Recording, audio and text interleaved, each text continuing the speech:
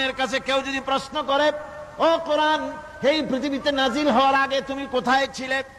কেউ যদি প্রশ্ন করে, কোরআনে কারীম নিজে নিজের পরিচয় শোনায়, আমি কোথায় ছিলাম শোনো।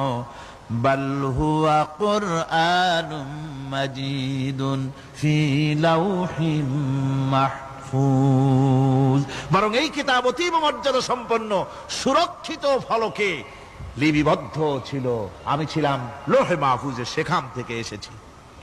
যদি কেউ প্রশ্ন করে, কোরআন কি কোরআন, তুমি কার উপরে অবতীর্ণ হয়েছ?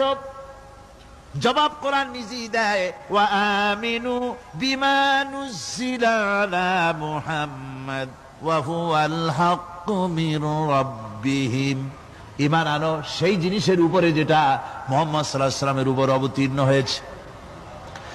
আবার অন্য আয়াতেও জবাব পাওয়া যায়, তাবারাকাল্লাযী নাযালাল ফুরকান